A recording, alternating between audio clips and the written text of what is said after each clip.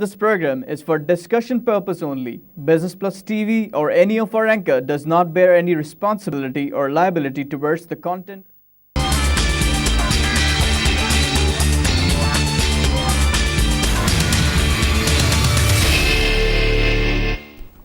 राजू अस्सलाम वालेकुम, good morning, welcome to the programme in focus. मैं हूं जुनैद गुल। आज हमारा डिस्कशन, जैसे मैंने आपको आई थिंक 2-4 दिन पहले कहा था कि आज most of our programmes are going to be on budget now, because budget is something which is going to happen soon. मैं इसलिए कह रहा हूँ हैपन सून बिकॉज वो हम पे आके पड़ता ही है वो, तो इसलिए is going to happen soon. तो इंशाल्लाह हम डिस्कशन उसी पे रखेंगे। But before we get into the discussion and introduce our guest as well, मैं ये बताना चाहता था कि अब आजकल जो भी चीज़ पढ़ी जाए मीडिया के अंदर या अखबारों में या आप टीवी पे अगर किसी बिजनेस चैनल पे देखें, तो हर जगह डिस्कशन ये हो रहा था कि oil, basic oil, where is it going and how it looks. Oil के बारे में बड़ा अच्छा मैंने एक डिस्कशन और एक बड़ा अच्छा आर्टिकल भी पढ़ा था, जिसमें कहा गया था कि oil again is becoming a new, जैसे दुनिया में एक न्यू नॉर्मल या एक नया रहन सहन का तरीका, because of this economic slump, oil price drip, commodities price में जो डिप आया है, चाइना स्लो डाउन हो गया, इसकी वजह से जो एक नया नॉर्मल क्रिएट हुआ है, उसकी वजह से ऑयल जो है ना वो भी एक नया नॉर्मल अपना क्रिएट कर रहा है। और उस नए नॉर्मल का सबसे सिग्निफिकेंट पॉइंट ये है कि जो ओपेक कंट्रीज़ हैं, they used to have this shocking factor in creating the or in regulating the price, or if I can say regulating, or in setting up the price in the trend of the oil market in the world. That has changed completely. और यही चीज़ जो है अभी recently London में जो एक OPEC countries का जो इजलास हुआ था, उसमें जो सऊदी अरेबिया के जो मिनिस्टर हैं ऑयल के, उन्होंने यही कहा था कि it is no more the prerogative or the control of OPEC countries that they can shock or they can control oil pricing. It's basically more competitive rather than more monopolistic. So which is a big change, if you look at it. Because before that, it used to be always like, these OPEC countries, especially big countries like Saudi Arabia, they would shock the market, or they would stop producing, or they would produce so much that the market would completely turn upside down because of that. पहले हम देखते थे कि it used to be the war of market share in terms of oil. Now it's more not the market share in terms of but maximizing of the revenue before. Now it's more fight into the market share now. So these are the new normal which are creating. अभी एक और चीज़ मैं देख रहा था कि Frankfurt के अंदर के इजलास हुए, जिसमें कि सारे जो स्टेट बैंक जो गवर्नर्स हैं सेंट्रल बैंक्स के डेवलप कंट्रीज़ के, वो बैठ के डिस्कस कर रहे थे कि how to predict the future. Because अब क्या हो गया कि ऑयल की प्राइस एकदम इतनी नीचे गिर गई, किसी ने उसको कोई प्रिडिक्ट नहीं कर सका. चाइना एकदम से मेल्ट डाउन हो, स्लो डाउन हो गया, वहाँ पे कोई प्रिडिक्ट नहीं कर सका उसको. कमोडिटीज प्राइसिंग बिल्कुल नीचे गिर गई, कोई उसको प्रिडिक्ट नहीं कर सका. तो now more discussion and more topics which are being discussed are basically on how to predict the future more appropriately so that people are ready for their future. उस पर मुझे एक शेर, इस खबर को पढ़ के मुझे याद आ रहा था कि वो बड़ा जो कि गलत साबित होता नजर आ रहा था मुझे. कहते हैं ना कि ज़माना करता है परवरिश, बरसों हाथ से एकदम नहीं होते. अब तो एकदम से हो जाते हैं, नोबडी कुड प्रेडिक्टेड. तो इन्हीं चीज़ों को बैकग्राउंड में रखते हुए will discuss the budget situation of Pakistan as well and the Panama leaks as well, that because आज नया एक इदारिया भी इसका शाया हो गया है जिसमें नए नाम कुछ आ गए. तो उसके भी डिस्कशन करने के बाद मौजूद है नासिर जमशेद साहब. सर अस्सलाम वालेकुम, वेलकम टू द प्रोग्राम. आप फॉर्मर वाइस प्रेसिडेंट है KCCI के. सर मैंने जैसे आपको बताया कि अपने आप सर सॉरी आपका नाम Nasir Mahmood, I am very sorry गलत मैंने नाम ले लिया. Nasir Mahmood is your name sir, I am very sorry, I apologise for that. Nasir Mahmood sahab. So Nasir sahab, मैंने जैसे बताया कि things are changing so much now.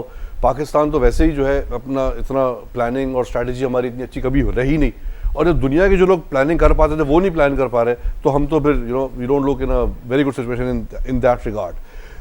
KCCI coming from that forum, what do you think should we forecast or should we foresee in terms of the forthcoming budget? और plus KCCI ने कोई अगर नए वो दिए हैं सिफारिशात गवर्नमेंट को, तो उसके बारे में से कुछ लाइट डालें.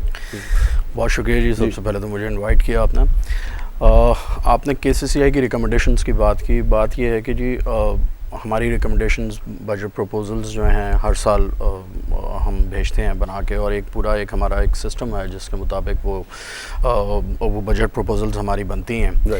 क्योंकि हमारे 22-23 हज़ार मेंबर्स हैं डायरेक्टली, जो कि चैम्बर के डायरेक्ट मेंबर्स हैं, और हम उनसे भी इनपुट्स लेते हैं. जो हमारी कमेटीज़, सब कमेटीज़ काम कर रही हैं, हम उसके अंदर भी उनके जो चेयरमैन्स हैं और जो उनके मेंबर्स हैं उनको बिठा के हम सारी बात करते हैं और उनसे सारे इनपुट्स लेते हैं. और ये इनपुट्स इन रिटर्न लिए जाते हैं ताकि हम उसको एक पूरा कंपाइल करके वो गवर्नमेंट को भेजें. पिछले कई अरसे से हम ये प्रैक्टिस है हमारी और हम ये काम कर रहे हैं. तो उसके अंदर बात ये है कि कई ऐसी चीज़ें होती हैं जिसको एक्सेप्ट कर लिया जाता है और कुछ चीज़ें ऐसी होती हैं जिनको साइड पे रख दिया Right. जाता है। बात वही आ जाती है कि नज़रिए ज़रूरत की कि जो उनको चीज़ पसंद आई वो उन्होंने उसको एक्सेप्ट Right. कर लिया। Right. लेकिन इस मरतबा कुछ इस तरह है कि जो एडवाइज़र हैं रेवेन्यू के प्राइम मिनिस्टर के हारून अख्तर साहब, साहब, जी जी, उनके साथ अभी हमारी लीडरशिप की पिछले वीक में मीटिंग भी हुई अच्छा, है। excellent, okay. और इस्लामाबाद में मीटिंग हुई, बड़ी एक्सक्लूसिव मीटिंग थी जिसमें कराची चैम्बर ने लीडिंग रोल अदा किया। Right. और अपनी पूरी प्रपोजल्स जो थी उनके सामने रखी। Right. उससे पहले हारून अख्तर साहब चैम्बर भी तशरीफ़ लाए थे Right. और उनसे भी तमाम डिस्कशंस हुई थी ये, जिसमें ये तमाम चीज़ें उनके सामने रखी गई कि ट्रेड को क्या इश्यूज़ हैं और क्या आगे बजट किस तरह बनना चाहिए और क्या क्या चीज़ें, नए टैक्सेस की बात या जो टैक्स नेट के अंदर लोग हैं ऑलरेडी उनके ऊपर क्या बर्डन्स हैं, उसके ऊपर सारी डिस्कशन हुई। और हमारे लीडर जनाब सराज कासिम तेली साहब, उन्होंने बड़े अच्छे तरीके से और ऐसे तरीके से उसको सारा उनके सामने रखा और वो तमाम बात हुई उनसे, जिसके ऊपर इस वक्त की सिचुएशन ये है कि उन्होंने हमारी काफ़ी चीज़ें जो हैं उनको एक्सेप्ट किया, हमारी प्रपोजल्स को कि हाँ जी ये बिल्कुल इसके ऊपर काम करना है। और जो रेस्ट ऑफ द 30% या इस तरह आप समझ लें जो चीज़ें थी उसके ऊपर उन्होंने कहा कि हम इसके ऊपर मज़ीद डिस्कशन करेंगे। तो इस मरतबा हमें कुछ होप नज़र आ रहा है कि हमारी जो प्रपोजल्स हैं उसके ऊपर काम होगा।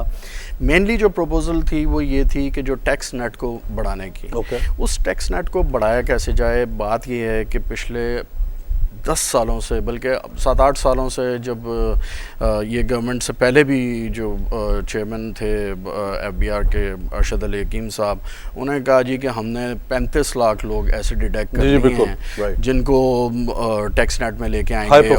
हाई प्रोफाइल लोग जो हैं, जिनके लग्जरीज़ हैं, जिनकी जो लग्जरी गाड़ियाँ हैं, जिनकी ट्रैवलिंग है, जिनके बच्चे बाहर पढ़ रहे हैं, जिनके वो उन लोगों को हमने डिटेक्ट किया। और अब बात वहीं फिर नज़रिया ज़रूरत की आ जाती है कि मसाइल ये हैं कि बातें तो ये एक्सेप्ट करते हैं और ख़ुद उसको मीडिया पे भी रिलीज़ करते हैं कि जी ये हमने 35 लाख के करीब लोग डिटेक्ट कर लिए, हम उनको टैक्स नेट में लेके आएंगे ये। लेकिन जब आपने तमाम चीज़ें आपके पेपर पे आ गई, आप फिर भी उसको 7-8 साल गुजरने के बावजूद भी आप उस नेट को नहीं बढ़ा पा रहे, और जो ऑलरेडी आपके टैक्स नेट में लोग हैं उनके ऊपर मज़ीद बर्डन उनके ऊपर किए जा रहे हैं। और मैं समझता हूँ कि आपकी जो इकनॉमी है, आपका जो मेन रेवेन्यू है वो इंपोर्ट से भी है। तो उसके अंदर आप अगर देखें तो इम्पोर्टर को जिस तरीके से निचोड़ा जा रहा है इस वक्त, वो हम सब के सामने है। और कई उसके अंदर ऐसी चीज़ें हैं जिसके अंदर टैक्सेस के इश्यूज़ हैं कि जब आप कस्टम स्टेज के ऊपर उससे 17% सेल्स टैक्स ले रहे हैं, तो कमर्शियल इंपोर्टर की मैं बात करता हूँ आपसे, उसके अंदर क्या है कि जी आपसे 3% वो एडिशनल टैक्स ले रहे हैं कस्टम स्टेज के ऊपर ही। फिर जो आपने उसकी सेल देनी है जी, एडिशनल सेल्स टैक्स तो 17% हो गया, उसके बाद फिर आपका 3% एडिशनल टैक्स हो गया। वो कौन सा टैक्स है?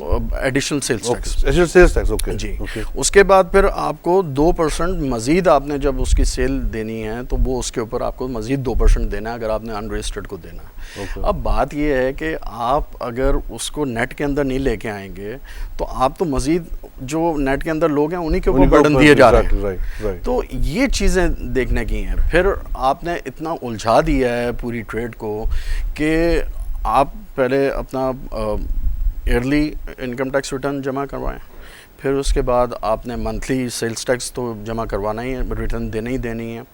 फिर अब इन्होंने पिछले 2 सालों से ये कर दिया है कि विद होल्डिंग टैक्स की भी स्टेटमेंट आपने हर महीने जमा करवानी है। अब आप जब पूरा इनकम टैक्स की पूरी डिटेल ले रहे हैं, कमर्शियल इंपोर्टर है, उसके पास वो तमाम चीज़ें आपके सामने हैं जो उसके विद होल्डिंग वगैरह की, वो आपको ईयरली रिटर्न के अंदर तमाम चीज़ें दे रहा है। आप मज़ीद उलझाए जा रहे हैं इन चीज़ों, कॉम्प्लेक्स किए जा रहे हैं इन चीज़ों को। तो मैं ये समझता हूँ कि ये तमाम चीज़ें इसको बेहतर करने की ज़रूरत है। उस विदहोल्डिंग टैक्स की जो स्टेटमेंट है वो जानी नील की है, राइट, लेकिन आपने जमा कराना, राइट, एग्जैक्टली। अब आप उसका मुझे बताइए, आपने चूँकि विदहोल्डिंग तो आपने at the stage of custom भर दिया आपने, तो वही डिटेल आपने अपने ईयरली रिटर्न में जमा करवानी, राइट। तो और इससे पहले कमर्शियल इंपोर्टर का सेल्स टैक्स का जो ये तमाम इश्यूज़ हैं, उसके अंदर ये क्या करते थे कि पहले आज से 6-7 साल पहले, बल्कि अब्दुल्ला यूसुफ साहब के टाइम पे ये आ गया था कि जी आप ये 2% एडिशनल टैक्स भरें कस्टम स्टेज के ऊपर, उसके बाद आप हर चीज़ से मुबर रहे हैं, राइट, क्योंकि होना भी यही चाहिए, बिल्कुल, कि आप अगर उलझा देंगे ट्रेड को तो वो तो जाहिर है कि अपना कारोबार कम करेंगे और इन्हीं कामों में पड़े। ये अब्दुल्ला यूसुफ सर, ये मुशर्रफ साहब के ज़माने में जो था, जी, ओके, तो उनकी पॉलिसीज़ बड़ी बिजनेस फ्रेंडली पॉलिसीज़ थी, और मैं समझता हूँ इस वक्त जो हमारे चेयरमैन साहब मोहम्मद खान साहब आए हैं, ये चूँकि बड़े नीचे लेवल से ऊपर गए हैं, कलेक्टर थे, फिर उसके बाद चीफ बने, और फिर अब मेंबर बने, और उसके बाद माशाल्लाह चेयरमैन है। ही नोज बेटर वो होल प्रोसेस, और ही नोज वेरी वेल के बिजनेस, ये भी बहुत बिजनेस फ्रेंडली हैं। जब भी हम इनके पास किसी काम को लेके जाते थे तो वो फौरी तौर पे उसके ऊपर एक्शन लेते थे, जायज़ काम को। और इस वक्त भी उनकी सिचुएशन यही है, क्योंकि वो तमाम इन चीज़ों को समझते हैं, उनकी अपनी भी रिकमेंडेशंस हैं, लेकिन बात यह है कि इस स्टेज पे पहुंच के जाहिर है कि आपके हाथ पांव बन जाते हैं। आप सर क्यों बन जाते हैं सर? मतलब यूजुअली वो है यही अथॉरिटी दें, यही इश्यूज है कि हम तो कहते हैं कि आप पूरी अथॉरिटी दें उस बंदे को जो एक काम करना चाहता है। तो मैं समझता हूँ कि इसमें काफ़ी बेहतरी भी आएगी। और ये जो मैंने अभी हारून अख्तर साहब की बात की आपसे, इसके अंदर चेयरमैन FBR का भी काफ़ी रोल है। और उन्होंने काफ़ी हमारे जो रिकमेंडेशंस हैं उसके ऊपर कन्विंस किया है उनको कि हाँ जी ये हारून अख्तर साहब आई थिंक महीना 2 आई थिंक 2-3 मंथ्स अगो पहले भी आके आप लोगों से मिले थे शायद, उसमें उन्होंने कहा था कि वो जो स्पेशली जो टेक्सटाइल सेक्टर वालों से मिले थे, ये उन्होंने कहा था कि जो लोगों के पैसे, जो उनके रिबेट्स नहीं मिले, वो इन शेप ऑफ बॉन्ड्स और इन टर्म्स ऑफ उसको एक साइकिल चला दिया जाएगा, जल्दी वो पे कर दी जाएंगे। Has it been paid? देखें नहीं, अभी तक वो वैसे ही पेंडिंग है मामला। एग्जैक्टली, इसीलिए आपकी एक्सपोर्ट्स की जो पोजीशन है वो आप देख रहे हैं कि क्या हुई है। जो आपकी राइज कर रही थी चीज़ें एक्सपोर्ट्स के अंदर, वो अब डाउन जा। उसके अलावा जो सब्सिडी उन्होंने कराची के लिए दी थी, या ऐसे पूरे मुल्क के लिए दी थी, 3 रुपए पर यूनिट जो बिजनेस मैन्युफैक्चरिंग, आई थिंक वो भी अभी तक प्राइम मिनिस्टर साहब ने जनवरी में ऐलान किया था किसी एक जलसे में। इसलिए ये पॉइंट मैंने इसलिए रेज किया था, I think you have raised very apt points about the specific issues of taxation. अब अभी ये रॉबर्टो एज़वेडो साहब एक आए हुए सर, WTO के डायरेक्टर जनरल है, वो आए हुए थे पाकिस्तान में। उन्होंने कहा कि CPEC जो है ना, हम लोग बड़ा उसको कह रहे हैं गेम चेंजर, पाकिस्तान की तकदीर बदल जाएगी, बट ही सेड कि CPEC only is not infrastructure या मेगा प्रोजेक्ट्स या एनर्जी का ख़त्म कर देने का मकसद नहीं है। To make full use of that, उन्होंने बड़ा क्लियर बोला है कि पाकिस्तान को चाहिए कि उसका पूरा इस्तेमाल करने के सिर्फ रोडें बना देने से या सिर्फ एक नाम उसको कह देने से बात नहीं बनेगी, बल्कि आपको अपनी ह्यूमन कैपिटल डेवलपमेंट और अपने जो बॉर्डर के ऊपर जो आपके ट्रेड रेगुलेशंस हैं उनको एफिशिएंट बनाना पड़ेगा। जब तक आप उसको एफिशिएंट नहीं करेंगे, इसका कोई फ़ायदा पाकिस्तान को नहीं पहुँचेगा इन terms of the game changing. और सबसे बड़ी बात यह है कि इंफ्रास्ट्रक्चर तो तब बनाए जाते हैं जब आपकी जो बेसिक नीड्स हैं उसको आप पूरा एग्जैक्टली आप हेल्थ के ऊपर चले जाएं, आप एजुकेशन के ऊपर चले जाएं, इतने वर्स्ट हालात हैं कि हम सोच भी नहीं सकते। राइट, एग्जैक्टली, इतने वर्स्ट हालात हैं कि हम सोच भी नहीं सकते। बिल्कुल, हमारी मतलब ये सब चीज़ें मीडिया के ऊपर हैं, रोज़ नई चीज़ आ जाती है। बात ये है कि आप रोड्स बना रहे हैं, मोटरवेज बना रहे हैं, ऑरेंज लाइन, ये ग्रीन बस और ये वो सब चीज़ें बड़े अच्छे प्रोजेक्ट्स हैं।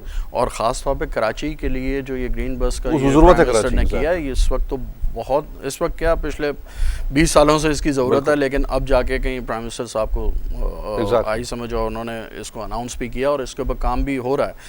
मैं ये समझता हूँ कि इंफ्रास्ट्रक्चर के साथ साथ आपको ये बेसिक नीड्स के ऊपर भी ध्यान देने की बहुत ज़रूरत है। जितनी भी ऑरेंज ट्रेड हो गई है, जितनी मेगा प्रोजेक्ट्स हो गए, आई थिंक जब अच्छे लगते हैं, जब आपकी, जैसे आपने बड़ा सही कहा कि जो आपकी बेसिक इसको इस्तेमाल करने में 2 लाख होंगे, 3 लाख होंगे, बट जो बाकी इतनी बड़ी 18 करोड़ आवाम, 20 करोड़ आवाम बैठे हुए, they need basic drinking water, shelter, खाने के लिए मेडिकल सप्लाई, साफ पानी नहीं है लोगों के पास, कुछ भी नहीं।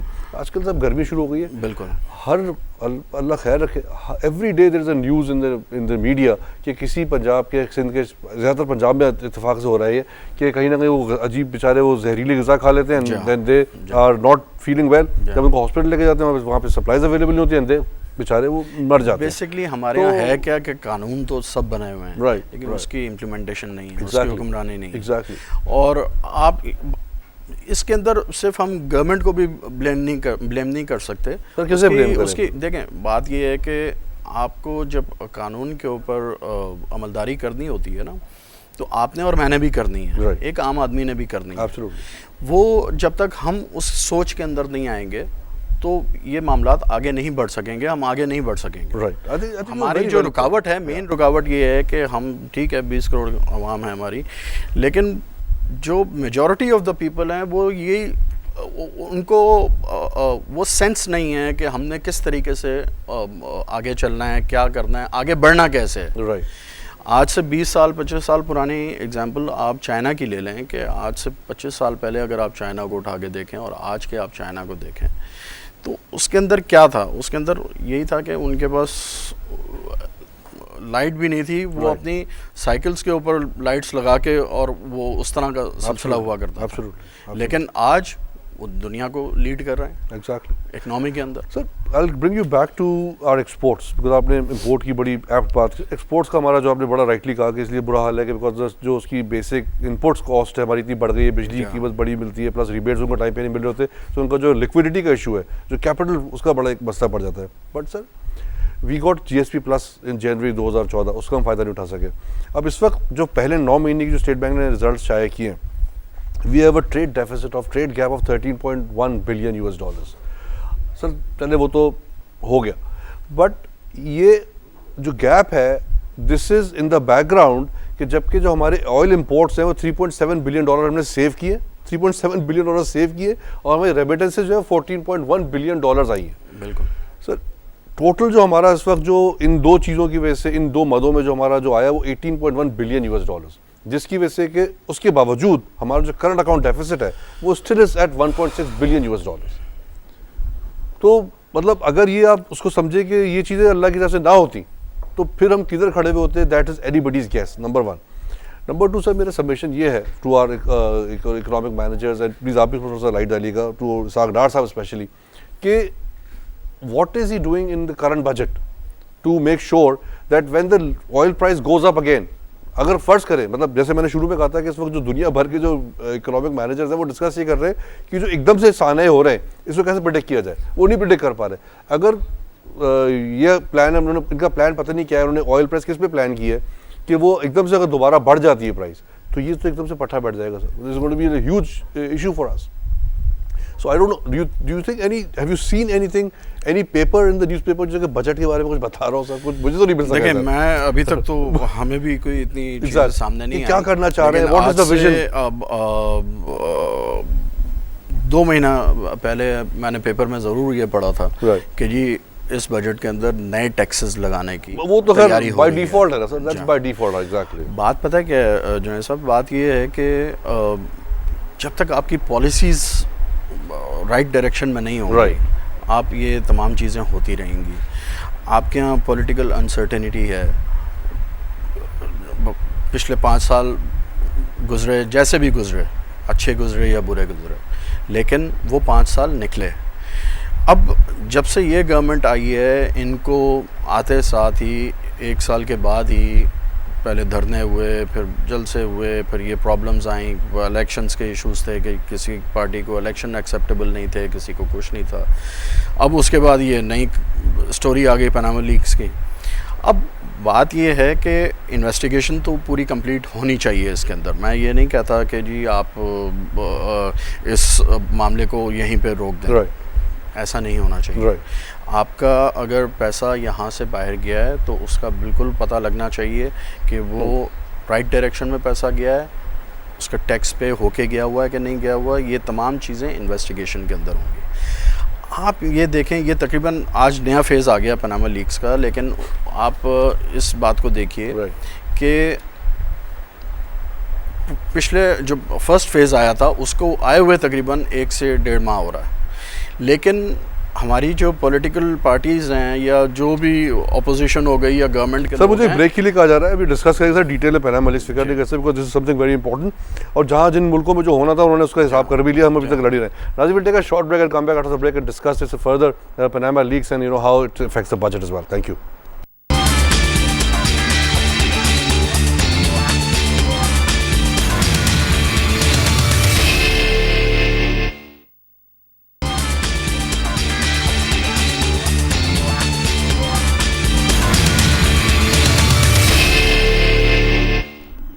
Welcome back after the break. Break से पहले we were discussing this Panama leaks with Nasir Mahmood sahab, और हम ये before we get back to the discussion में एक चीज़ और बता दूं कि जो पनामा लीक का तो इशू जो है वो है ही, बट उससे पहले we touched upon the CPAC as well. CPAC में जो हमारी एक्सटर्नल बोरोइंग होगी, क्योंकि अभी तक किसी को ये पता नहीं है कि वो लोन्स हैं या वो ग्रांट्स हैं, but most probably looking at the international relations in general, कोई भी मुल्क जो है ना फ्री ऑफ चार्ज कोई काम नहीं करता। मतलब China is our very good friend, yes, no doubt about that, but उनकी लिए भी अपना interest is more important than anybody else. तो इन सम फॉर्म जितने भी जो इकोनॉमिक मैनेजर्स हैं वो यही कह रहे हैं कि these are going to be loans, soft loans whatever, but they have to be paid back the big chunk which is the $35 billion जो कि हम एनर्जी के ऊपर लगाएंगे। Now the question arises in this budget as well कि अब जो machinery या जो प्रोजेक्ट्स के लिए जो इम्पोर्ट शुरू होंगे उसकी भी फिर जो है प्राइवेट और एक पब्लिक जो लोन उसके ऊपर भी खड़ा होना शुरू हो जाएगा। तो has the government factored in that going forward in future what kind of debt servicing requirements will be and how much is going to be the debt, because अभी जो पहले 9 महीने में इन्होंने जो debt पे किया है for only external debt is around $1.9 billion। तो हमारा जो public debt है वो सबको पता है कि standing at around huge amount, और हमारा जो एक्सटर्नल डेट है, इट्स जो डेट टू GDP रेशियो है it's more than 65%। State bank के नंबर्स हैं ये। तो जो फिस्कल जो रिफॉर्म एक्ट है हमारा वो कहता है 60% से ज़्यादा होना नहीं चाहिए। तो with all these factors what is happening in this current budget, I'm very sorry that we are unable to give any numbers of or the strategy or the plan that because budget से पहले government ज़रूर बात करती है ये plan है, हम इस तरह करना चाह रहे हैं। पब्लिक सेक्टर स्पेंडिंग की जो मुझे एक चीज़ पता चली वो ये पता चली है कि जो 2015-16 की पब्लिक सेक्टर स्पेंडिंग है उस पर $17 बिलियन हम कम स्पेंड करेंगे, only because we have to restrict our fiscal deficit जो कि हमने प्रॉमिस किया हुआ IMF से कि हम उसको 4.3% पे रखेंगे। Is this the right way of restricting the fiscal deficit sir Ishaq Dar साहब? I mean 4.3% आपने IMF से प्रॉमिस कर लिया at the cost of us, at the cost of public, which is not a good idea। Sir sorry, मैं sir से थोड़ा सा preamble दोबारा मैं बता दूं सर, पनामा लीक्स का जो नया इशारिया जो आया है ये जो आप बता रहे थे ना, मेरा साथी ख्याल उसमें सर ये है कि it is not going to affect anybody because these are all businessman, and जो ज़्यादा इफेक्ट करेगा वो पहला वाला इदारिया करेगा because that is from our हुक्मरान, and those are the people who are setting the, who should rather, not who are, who should rather set up the moral standards। देखिए मैं यही बात कर रहा था ब्रेक से पहले कि पनामा लीक्स का जो इशू है इसको यहाँ पे बंद नहीं कर देना चाहिए, इसके ऊपर मुकम्मल इन्वेस्टिगेशन होनी चाहिए और फिर इसका रिज़ल्ट भी जो है कौम के सामने आना चाहिए कि क्या क्या लोगों ने किया और कैसे हुआ। अभी आपने 4 रोज़ पहले बलूचिस्तान के अंदर भी देखा, 640 मिलियन सेक्रेटरी फाइनेंस था उसके घर से क्या चीज़ निकली और क्या हो रहा है क्या नहीं। तो ये करप्शन जो है हमारे जड़ों में इतना फैल चुकी है कि हम उसको वो कहते हैं ना कि ये कैंसर से भी बढ़ के फैल चुकी है। लेकिन आपने उसको निकालना कैसे है, कोई चीज़ नामुमकिन नहीं है। आप अगर करना चाहें और अच्छे ग्राउंड्स के ऊपर मामलात को हल करना चाहें तो बिल्कुल कर सकते हैं। मैं समझता हूँ ये जो पनामा लीक्स की बात हो रही थी इसके अंदर पिछला फर्स्ट फेज़ जो आया तकरीबन कोई 1-1.5 माह हो चुका है उस बात को, लेकिन अभी तक उसके अंदर ये पॉलिटिकल पार्टीज़ ये डिसाइड नहीं कर सकी कि उसके TORs क्या बनेंगे, उसका कमीशन क्या बनेगा और वो कौन इसका फ़ैसला करेगा। और हम ये भी ना सोचें कि ये अगर कमीशन आज बन भी जाता है तो ये 2 रोज़ के अंदर या 4 रोज़ के अंदर ही फैसला सुना देगा। इनको पूरी इन्वेस्टिगेशन के लिए अपना टाइम चाहिए। और अगर ये कहते हैं कि ये प्राइम मिनिस्टर साहब का ही सिर्फ होना चाहिए तो भाई अगर उनका भी होना चाहिए तो उसके लिए भी कोई ये नहीं होगा कि वो कल कमीशन बनेगा और परसों कमीशन फैसला सुना देगा कि प्राइम मिनिस्टर साहब ने ये गलत किया या सही किया। ऐसा नहीं है। ये इन्वेस्टिगेशन आपकी अक्रॉस द बोर्ड होनी चाहिए Right. और इसके अंदर तमाम लोगों को शामिल होना चाहिए जिन जिन के नाम आए हैं। And starting from the top, which is the normal नहीं, way of वो doing बिल्कुल things. आप करें, Exactly. Starting from the top बिल्कुल करें। तो उसके लिए तो प्राइम मिनिस्टर साहब कई मरतबा कह चुके हैं जी आप स्टार्ट करें तो मेरे सही से से नहीं ना करें। कह रहे, वो सर, जिस तरह कह देखें, रहे हैं उस तरह होगा सही कुछ से नहीं है। बात वही है कि मामलात तो कुछ ऐसे लग रहे हैं कि इसके अंदर हैं सर प्रॉब्लम्स, काफी कुछ ठीक है ना, लेकिन बात वही है कि ये चीज़ें मैं और आप बैठ के या हम 8 से 9 बजे टीवी के ऊपर बैठ के तो इस चीज़ का फैसला नहीं कर एब्सोल्युटली सकते, एब्सोल्युटली या जलसों में या धरनों में तो इस बिल्कुल। बात का फैसला नहीं कर सकते हैं। इसका फैसला तो जो कमीशन बनना है उसने करना है, Right. जिसने इन्वेस्टिगेशन करनी है, जिसके पास तमाम पावर्स होनी है, वो करेगा ये बिल्कुल। फैसला। तो आप उनको काम करने दें।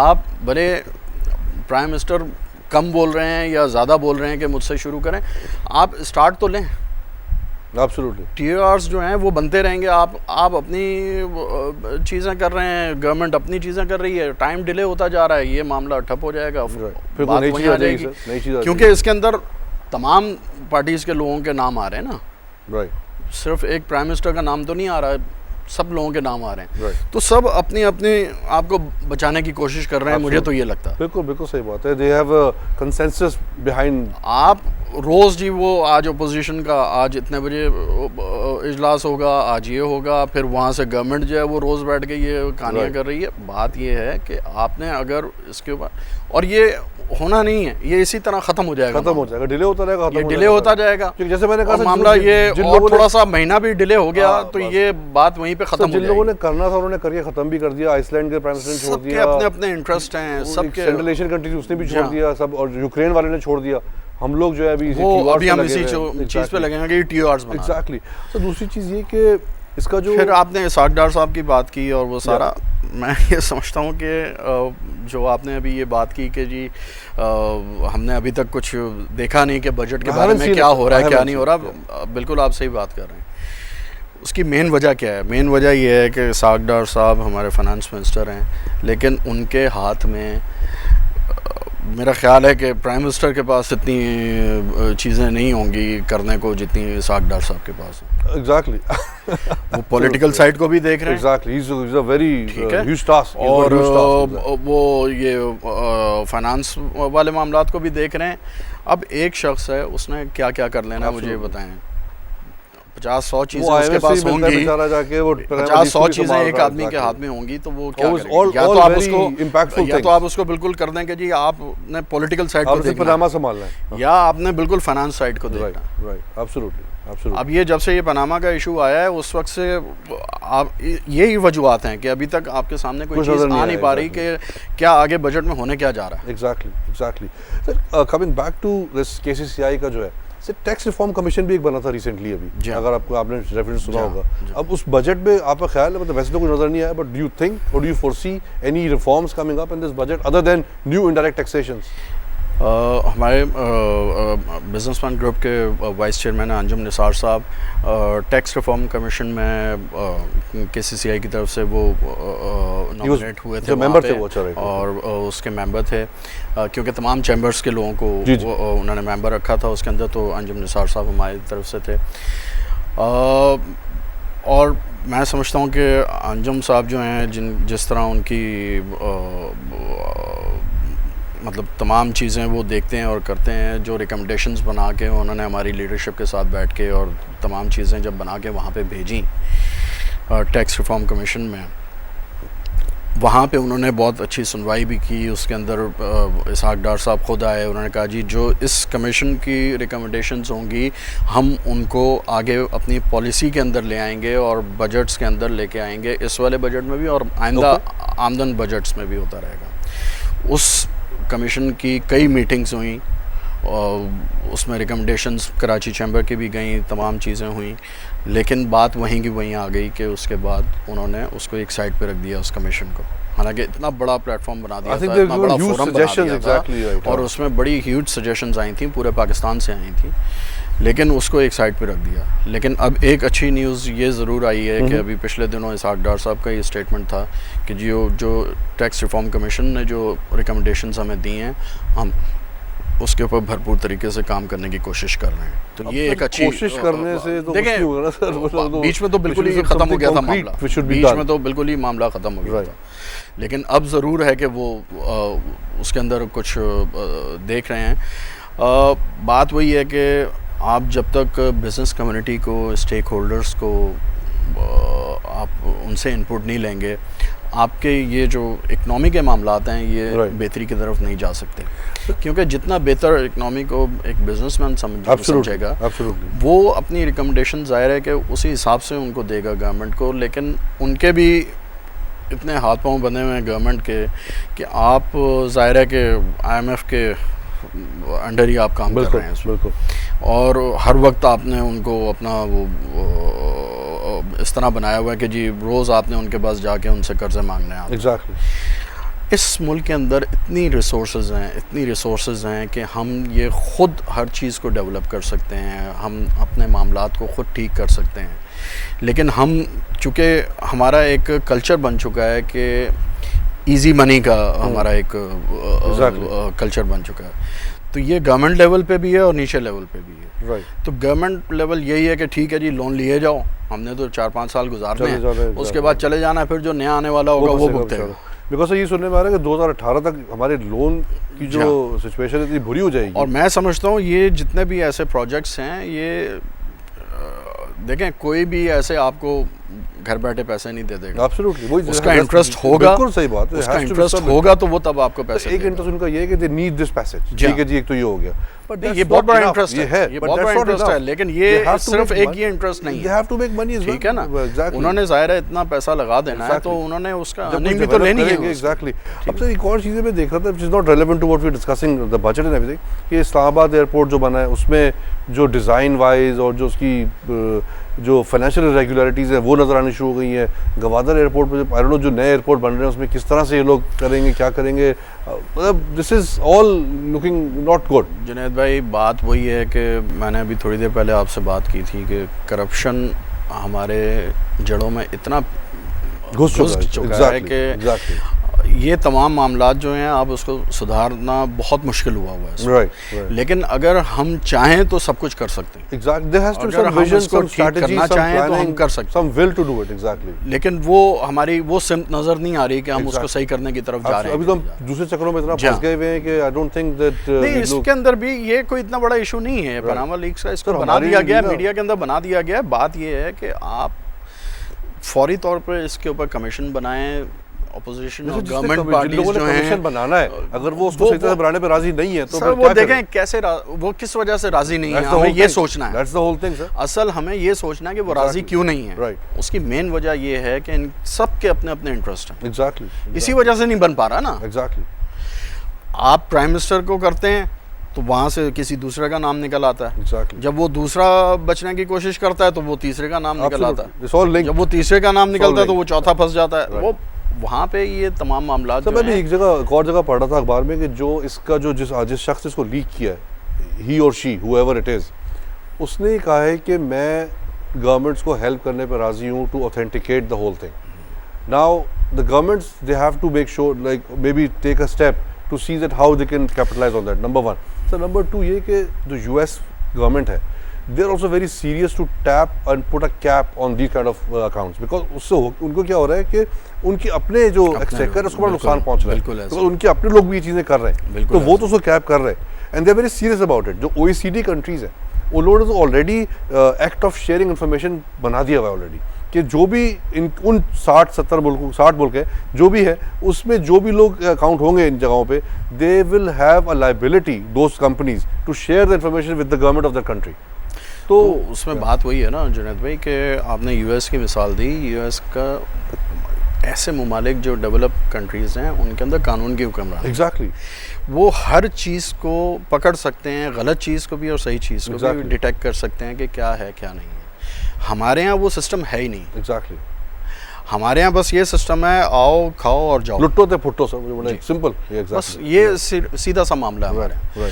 ये जब हम इस चीज़ को ख़त्म करने की कोशिश करेंगे तो मैं समझता हूँ कि हमारी बहुत बड़ी कामयाबी हमारे अंदर होगी, हम बहुत आगे की तरफ जाएंगे, क्योंकि हमारी अपनी रिसोर्सेज इतनी हैं, हमारे मुल्क की अपनी रिसोर्सेज इतनी हैं कि आप उनके साथ ही उन रिसोर्सेज को शेयर करके ही आप इतना रेवेन्यू कलेक्ट कर सकते हैं कि हम सोच भी नहीं सकते, हमारी सोच से बाहर है। अभी हमारे एक बहुत रेगुलर गेस्ट हैं, बड़े ऑनरेबल इकोनॉमिस्ट हैं सर, डॉक्टर शाहिद सिद्दीकी साहब। उनका एक अखबार में एक आर्टिकल भी आया था, प्लस मेरे प्रोग्राम में अगर उन्होंने एक बात कही थी कि जो पनामा लीक्स है, ये तो चलो बात की बात है यार, जो एग्जिस्टिंग जो हमारे लोग डोमेस्टिक यहाँ पे जो एक वेल्थ मौजूद है उसको टैप करना, वो तो रॉकेट साइंस नहीं है। बिल्कुल। अब हमारी CNIC से अकाउंट जो है वो लिंक्ड है, ठीक है, तो वो कहते हैं कि ठीक है जो प्रॉपर्टी आप ले रहे हैं उस वो भी CNIC से लिंक्ड होती है, चाहे उसको अंडर वैल्यू किया हुआ है उसी को आप निकालें और क्या ठीक है इसकी एग्जैक्ट वैल्यू ये है।